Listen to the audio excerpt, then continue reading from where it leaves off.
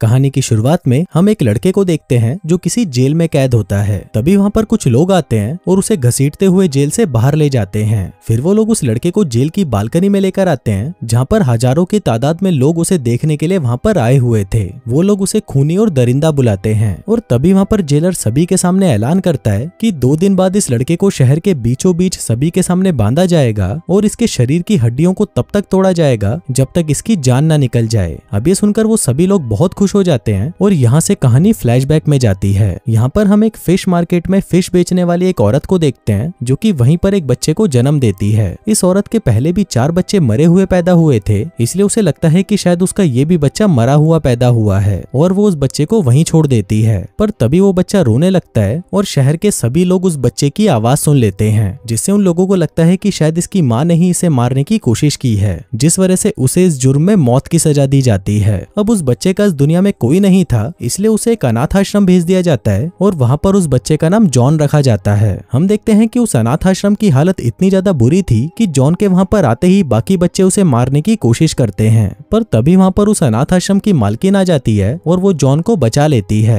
अब धीरे धीरे समय बीतता है और जॉन 5 साल का हो जाता है, लेकिन 5 साल का होने के बाद भी वो अब तक एक शब्द भी नहीं बोल पाया। पर उसके पास एक अनोखी शक्ति थी। दरअसल जॉन की सूंघने की शक्ति बहुत तेज थी, जिस वजह से वो कितनी भी दूर रखी चीजों को सूंघकर बता देता था कि वो क्या है। अब धीरे धीरे और वक्त बीतता है और जॉन अब 13 साल का हो चुका है और अब उसने थोड़ा थोड़ा बोलना भी सीख लिया था। अब जॉन के 13 साल के हो जाने के बाद अनाथ आश्रम की ऑनर डिसाइड करती है कि वो जॉन को बेच देगी और वो उसे एक जानवरों की खाल बेचने वाले आदमी को बेच देती है। फिर वो जैसे ही जॉन से दूर जाती है तभी वहाँ पर कुछ लुटेरे आकर पैसों के लिए उसकी हत्या कर देते हैं। दरअसल जॉन में एक और शक्ति थी कि अगर कोई उससे दूर जाने की कोशिश करेगा तो उस इंसान की मौत हो जाएगी और इसी वजह से फिल्म की शुरुआत में उसकी माँ की और अब अनाथ आश्रम के ऑनर की मौत हो गई। अब वो आदमी जिसने जॉन को खरीदा था वो उससे बहुत ज्यादा काम करवाता है और कुछ दिनों बाद वो उसे सामान बेचने के लिए पहली बार पेरिस की एक मार्केट में लेकर आता है। जॉन जब उस मार्केट में घूम रहा था तभी उसे वहाँ पर एक खुशबू आती है और वो उस खुशबू का पीछा करता हुआ एक दुकान के आगे जाकर रुक जाता है। ये दुकान एक परफ्यूम की दुकान थी जहाँ पर सभी लोग परफ्यूम को चेक कर रहे थे।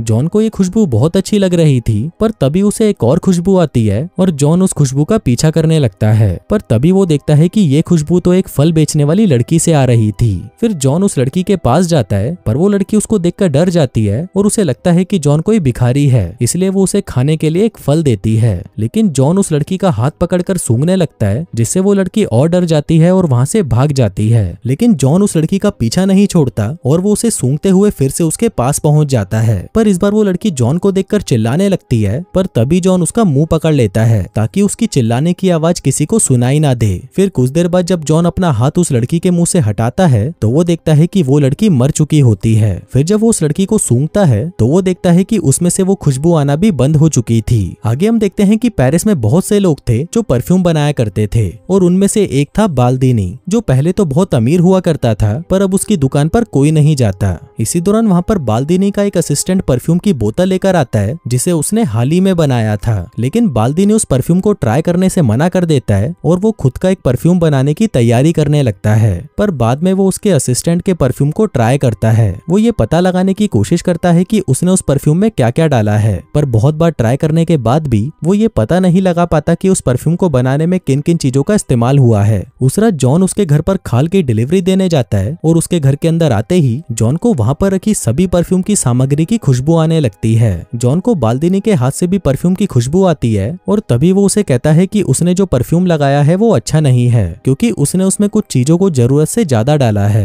अब बाल्दीनी को लगता है कि शायद इस लड़के में कुछ खास बात है, इसलिए वो उसका टेस्ट लेने के लिए जॉन से उस परफ्यूम का फॉर्मूला पूछता है। पर जॉन उसे कोई जवाब नहीं दे पाता क्योंकि वो अनपढ़ था और उसे पता नहीं था कि फॉर्मूला का मतलब क्या होता है। पर वो बाल्दीनी को ये कहता है कि वो सेम परफ्यूम उसके लिए बना सकता है, जिसके बाद वो उसके लिए वैसा ही परफ्यूम बनाकर तैयार कर देता है। फिर जब बाल्दीनी उस परफ्यूम को ट्राई करता है तो उसे यकीन हो जाता है कि इस लड़के में जरूर कोई खास बात है। फिर जॉन उसे कहता है कि मैं इससे भी बढ़िया परफ्यूम बना सकता हूँ, जिसके बाद जॉन उस परफ्यूम को भी बना देता है। लेकिन बाल्दीनी उसे टेस्ट करने से मना कर देता है और जॉन को वहाँ से निकाल देता है। फिर जॉन के जाते ही जब बाल्दीनी उस परफ्यूम को टेस्ट करता है तो उसे सूंघने पर उसे लगता है कि जैसे वो स्वर्ग में आ चुका है, जिसके अगले दिन बाल्दीनी जॉन को उस आदमी से खरीद लेता है। इसके बाद जब बाल्दीनी जॉन को वहाँ से ले जा रहा था तभी उसके पुराने मालिक की मौत हो जाती है। फिर बाल्दीनी जॉन को बताता है कि किस तरह से परफ्यूम बनाए जाते हैं और इसके साथ ही वो उसे ये भी बताता है कि इस दुनिया में सिर्फ 12 तरह के परफ्यूम हैं और आज तक कोई भी 13वां परफ्यूम बना नहीं पाया, और अगर कोई भी उस 13वें परफ्यूम को बना लेता है तो वो इस दुनिया का सबसे बेहतरीन परफ्यूम होगा।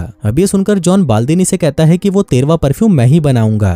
अब जॉन बाल्दिनी के लिए परफ्यूम बनाने का काम शुरू कर देता है, जिससे धीरे धीरे उसकी दुकान पहले की तरह शहर में मशहूर होने लगती है और शहर के सभी लोग सिर्फ उसी की दुकान से ही परफ्यूम खरीदते हैं। हम देखते हैं कि जॉन बाल्दिनी के तरीकों से खुश नहीं था, क्योंकि उसके तरीकों में अभी भी कमी थी, जिस वजह से वो 13वां परफ्यूम नहीं बना पा रहा था और इस बात से वो बहुत ज्यादा उदास हो जाता है और इसी के चलते वो हर वक्त बीमार रहने लगता है। अब जॉन के बीमार होने से बाल्दिनी बहुत ज्यादा परेशान था, क्योंकि अगर जॉन मर जाता है तो उसका परफ्यूम का काम वापस बंद हो जाएगा। फिर एक दिन बाल्दिनी जॉन को बताता है कि अगर उसे 13वां परफ्यूम बनाना है तो उसे ग्रासो जाना होगा, जो कि फ्रांस में है। लेकिन जाने से पहले बाल्दिनी जॉन से परफ्यूम बनाने के 100 फॉर्मूला सीख लेता है और इसके बदले में वो उसे खर्चे के लिए कुछ पैसे दे देता है। अब जॉन 13वां परफ्यूम बनाने के लिए ग्रासो शहर की तरफ निकल जाता है, लेकिन उसके जाते ही बाल्दिनी का घर अचानक गिर जाता है, जिससे उसकी वहीं पर मौत हो जाती है। अब जॉन ग्रासो पहुंच जाता है और वहां पर वो एक औरत के लिए काम करता है, जहां पर वो जानवरों की चर्बी से खुशबू निकालने के तरीकों को सीखता है। अब जॉन उन तरीकों का इस्तेमाल इंसानों पर करना चाहता था और इसके लिए वो एक लड़की को किडनैप करता है और उसके शरीर से खुशबू निकालने की कोशिश करता है, लेकिन इस तरीके से वो बहुत बुरी तरह से फेल हो जाता है। इसके बाद जॉन एक वैश्या को बुलाता है और वो उसे भी मारकर दूसरे तरीके का इस्तेमाल करता है, पर इस बार जॉन उसमें से खुशबू निकालने में कामयाब रहता है और अब वो अच्छे से सीख लेता है कि इंसानों में से खुशबू को कैसे निकाला जाता है। जिसके बाद जॉन अलग अलग लड़कियों के शरीर में से खुशबू निकालकर उससे एक परफ्यूम बनाने का फैसला करता है और इसके लिए वो एक पार्टी में जाता है और वहां से वो 2 जुड़वा बहनों को किडनैप कर लेता है। इसके बाद हम देखते हैं कि जॉन ने अलग अलग 2 खुशबू बनाई थी, जिससे हमें पता चलता है कि जॉन ने उन दोनों बहनों को मार डाला।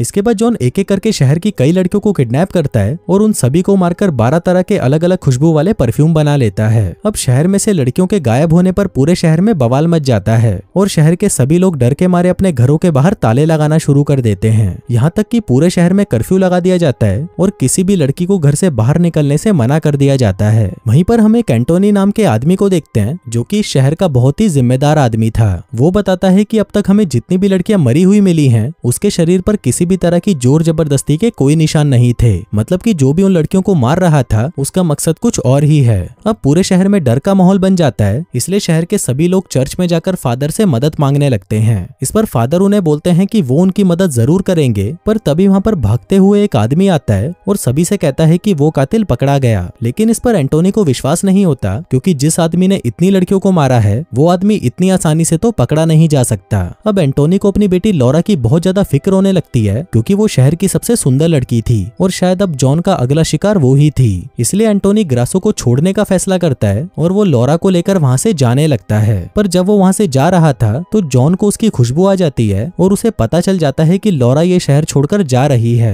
जिस वजह से वो लॉरा का पीछा करना शुरू कर देता है। दूसरी तरफ हम देखते हैं कि जॉन के पास एक औरत का कुत्ता होता है, जिसे जॉन ने मार डाला था। वो कुत्ता अपनी मालकिन की खुशबू को सूंघते हुए उसके जमीन में से दबे हुए कपड़ों को बाहर निकाल लेता है और उसे ये करते हुए वहाँ पर एक आदमी भी देख लेता है। तभी वो आदमी वहाँ पर पुलिस को बुला लेता है और छानबीन करने पर उन्हें वहाँ पर सभी लड़कियों के कपड़े और बाल मिलते हैं, जिन्हें जॉन ने मार डाला था। वहीं दूसरी तरफ लॉरा और एंटोनी एक होटल में रुकते हैं और रात को सोते हुए एंटोनी लॉरा के कमरे को लॉक करके उसकी चाबी अपने पास रख लेता है, पर जॉन कैसे भी करके वो चाबी चुरा लेता है और वो लॉरा के कमरे में जाकर उसे भी मार डालता है। अब जॉन के पास एक और परफ्यूम की बोतल बन जाती है और फिर वो उन सभी परफ्यूम को एक बोतल में डालकर उनसे 13वां परफ्यूम बना लेता है। पर तभी वहाँ पर सिपाही आ जाते हैं और जॉन को पकड़ लेते हैं और यहीं से कहानी वापस प्रेजेंट में आती है। आज जॉन को मौत की सजा सुनाई जानी है और शहर के सभी लोग उसे देखने के लिए वहाँ पर इकट्ठा हुए हैं। अब जॉन अपने बनाए हुए 13वें परफ्यूम को अपने शरीर पर लगा लेता है, जिसे सूंघने के बाद जिस आदमी ने उसे सजा देनी थी वो आदमी कहता है कि जॉन बेकसूर है। इसके बाद जॉन उस परफ्यूम को एक रुमाल में लगाता है और उस रुमाल को हवा में लहराना शुरू कर देता है, जिस वजह से सभी लोगों को 13वें परफ्यूम की खुशबू आती है और उसको सूंघते ही वो सभी लोग एक दूसरे से प्यार करना शुरू कर देते हैं। पर जॉन वहाँ पर सोच रहा था कि उससे गलती तो हुई है और उसके दिमाग में वही पहली लड़की आती है जिसे उसने पहली बार मारा था।